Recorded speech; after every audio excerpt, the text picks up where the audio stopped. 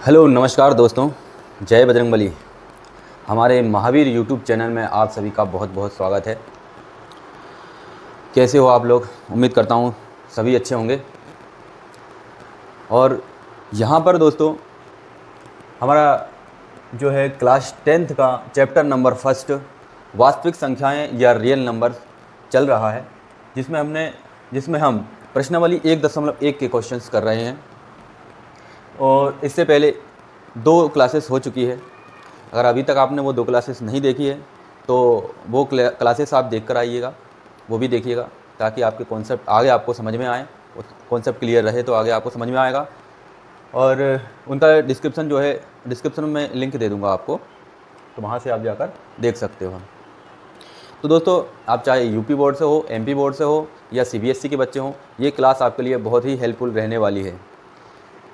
तो देखिए, हमारे पास क्वेश्चन क्या है कि अभाज्य गुणनखंड विधि द्वारा निम्नलिखित पूर्णांकों के एचसीएफ और एलसीएम ज्ञात कीजिए। अभाज्य गुणनखंड विधि द्वारा, तो अभाज्य गुणनखंड विधि क्या है, इसके बारे में हम पहले फर्स्ट लेक्चर में डिस्कस कर चुके हैं, है ना। तो वो वीडियो आप देख लीजिएगा तो आपको क्लियर हो जाएगा। अब यहाँ पर देखो, इसमें क्वेश्चन नंबर 3 के फर्स्ट पार्ट में क्या दिया है कि 12, 15 और 21, 12, 15 एंड 21 का हमको निकालना है। क्या? पहले तो इनके गुणनखंड करना है अभाज्य गुणन विधि द्वारा, और फिर इनका एचसीएफ निकालना है यानी महत्तम समापवर्ती, और एलसीएम निकालना है लघुत्तम समापवर्ती। तो चलिए क्वेश्चन नंबर फर्स्ट शुरू करते हैं हम। क्वेश्चन नंबर फर्स्ट हमारा क्या है? 12, 15 और 21 है, ठीक है। तो इनके सभी के गुणनखंड बनाएंगे हम। तो 12 के गुणनखंड बनाएंगे तो क्या होगा? 2 × 2 × 3, 2 दूनी 4 3 12, ठीक है। अब इसको हम घातों के रूप में भी लिख लेंगे कि 2 कितनी बार आया है? 2 बार। यहाँ पर घात 2 चढ़ा दी। 3 कितनी बार आया? 1 बार आया, ठीक है। सिस्टमेटिक तरीके से करते चलते हैं हम। अब 15 जो है, 15 के लिखेंगे 15। 15 का क्या हो जाएगा? 3 × 5, तो ये हो जाएगा 3 की घात 1 × 5 की घात 1, ठीक है जी। इसके बाद 21 हो जाएगा, 3 7 21 होता है, तो 3 की पावर 1 और 7 की पावर 1 हो जाएगा। तो अब हमको निकालना क्या है? एचसीएफ और एलसीएम निकालना है, ठीक है जी। तो सेकंड क्लास में मैंने आपको बताया था ये निकालना कैसे निकालते हैं, है ना। तो एचसीएफ कैसे निकालेंगे हम? एचसीएफ यानी इसको बोलेंगे महत्तम समापवर्ती मासा, महत्तम समापवर्ती। तो महत्तम समापवर्ती निकालेंगे तो हमने क्या देखना पड़ेगा कि इन तीनों ही संख्याओं में कौन सी संख्या कॉमन दिख रही है। सबसे पहले ये देखो, है ना, और उसकी छोटी से छोटी घात लेते हैं। तो यहाँ पर कॉमन हमको क्या दिख रहा है? ये देखो, इधर ले लेते हैं। यहाँ पर क्या दिख रहा है? कॉमन नंबर दिख रहा है 3। तो एचसीएफ क्या हो जाएगा? एचसीएफ हो जाएगा 3, ठीक है। अब निकालेंगे एलसीएम निकाल लेंगे, है जी। तो एलसीएम निकालेंगे तो एलसीएम क्या हो जाएगा? एलसीएम बोलेंगे हम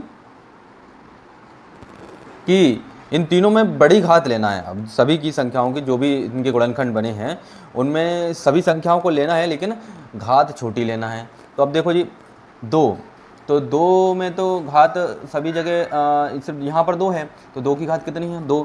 तो यहाँ पे छोटी बड़ी की बात ही नहीं है, क्योंकि है ही नहीं दूसरी जगह, दूसरी घात 2 ही है। तो यहाँ पर 2 लेंगे, 2 की घात 2, और 3 की घात एक ही बार लेना, नहीं तो पता चला आप 3 बार लिख लो। नहीं भाई, इसमें तीनों में एक ही बड़ी घात लेना है। तो बड़ी घात तो 3 तो एक ही बार है, तो 3 एक ही बार लेंगे। और फिर इसके बाद क्या आ जाएगा? 5 की घात 1, और फिर क्या है? 7 हो जाएगा, ठीक है। सभी का गुणा कर देंगे, ये कितना हो जाएगा? ये हो जाएगा अपना 2 दूनी 4, 4 पंजे 20, और 20 और ये 7 21, तो 20 और 21 का गुणा करेंगे, है ना। कितना हो जाएगा? 21 दूनी 42 यानी 420। तो एचसीएफ आ जाएगा, एलसीएम आ जाएगा 420, है ना। तो ये अपना फर्स्ट क्वेश्चन हो गया। सेकंड क्वेश्चन क्या है? तो सेकंड क्वेश्चन अपने पास ये वाला है। इसका सॉल्यूशन देखते हैं। क्या है? 17, 23 और 29, ठीक है। तो इनके पहले अपन क्या करते हैं? प्राइम फैक्टराइजेशन करते हैं, है ना, अभाज्य गुणन विधि द्वारा। तो अभाज्य गुणन विधि द्वारा हम इनके फैक्टराइजेशन करेंगे तो 17 को कैसे लिख सकते हैं, 17 को लिख सकते हैं अपन 1 गुणित 17, यही बन सकते हैं, एक भी इनका गुणनखंड होगा। इसके बाद 23 लेंगे तो 23 का क्या हो जाएगा, 1 गुणित 23 लिख सकते हैं। और यहाँ पर 29 को लिख सकते हैं, 29 को क्या लिख सकते हैं, 1 गुणित 29। तो ये देखिए क्या है कि अभाज्य संख्याएं दिख रही है ये हमको, है ना। तो इनमें कॉमन क्या हो सकता है, एक ही हो सकता है, ये दिख रहा है वैसे भी, ये एक कॉमन है।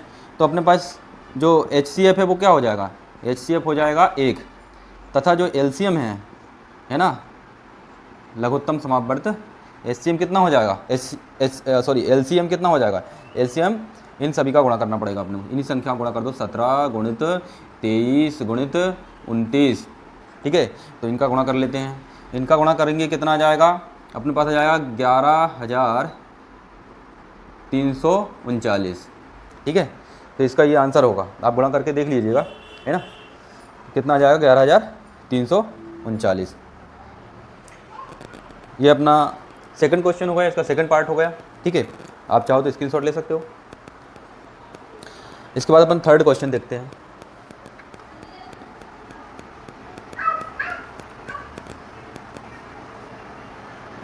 सेकंड हो गया अपना, थर्ड देखते हैं इसका थर्ड पार्ट।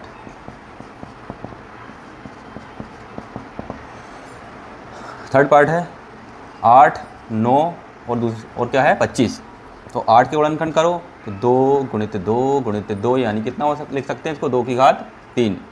9 को क्या लिख सकते हैं बेटा, 3 गुणित 3 और 3 की घात, अच्छा एक भी ले लो इसमें गुणनखंड में, एक भी ले लो कहीं, एक भी ले लो, है ना, एक ले लिया। यहाँ पर 3 की घात कितना हो जाएगा, 2 है ना, 3 की घात 2 है गुणित 1।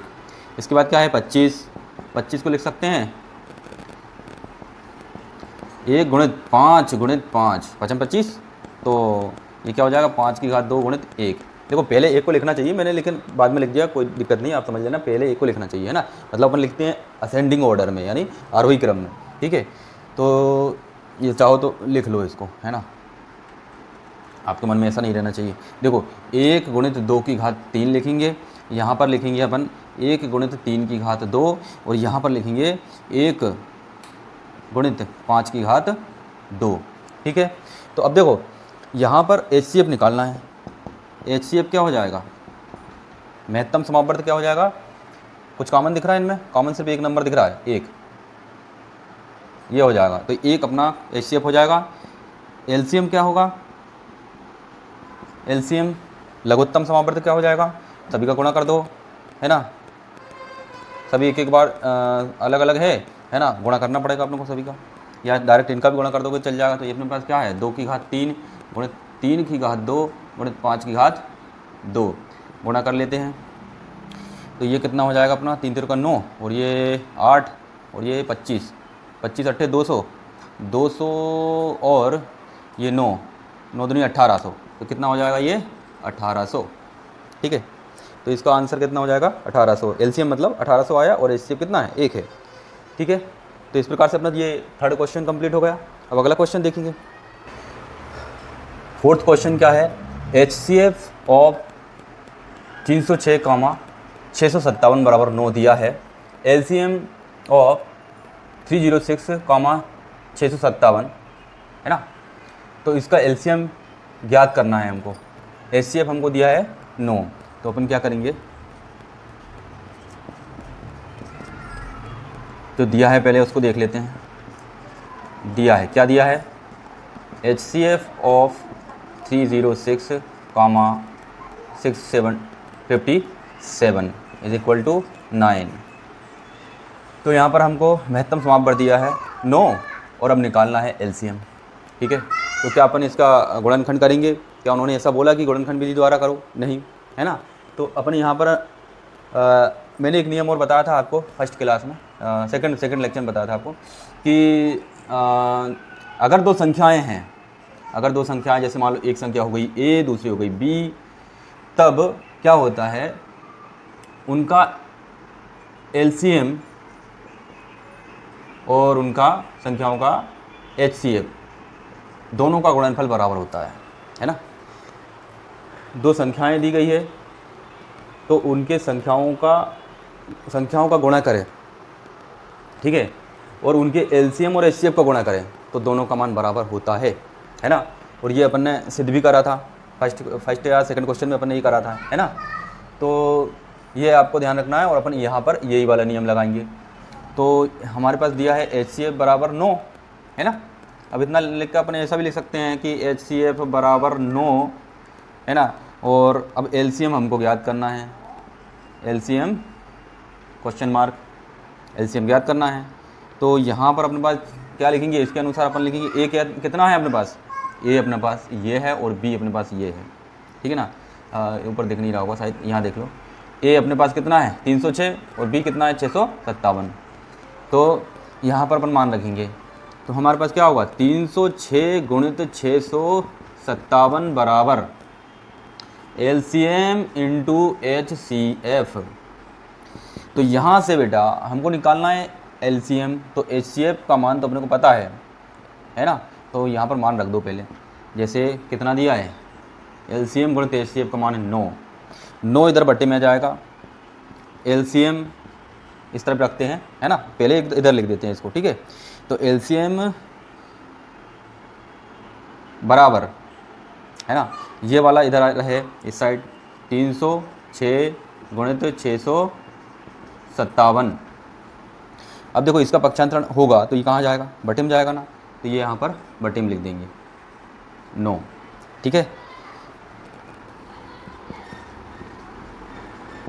तो यहाँ पर भाग दे लेते हैं, जो कट जाएगा, देखो इसमें 9 से चला जाएगा, 6 3 9, 9 से कट जाएगा ये, तो 9 एकम 9 और 9 3 27, बचा कितना 3, 9 चौको 36, तो 34 गुणित 657।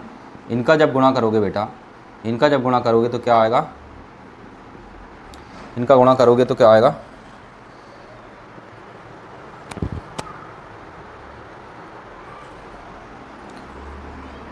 22,338, 22,338 इसका आंसर आ जाएगा, है ना।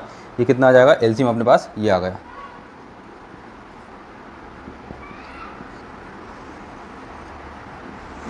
ये अपना आंसर हो जाएगा।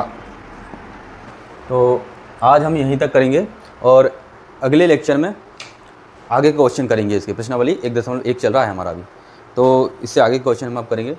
और अगर आपको वीडियो पसंद आई हो, आपको समझ में आया हो, तो वीडियो को लाइक कीजिएगा, चैनल को सब्सक्राइब कीजिएगा और शेयर कीजिएगा। जय बजरंगबली।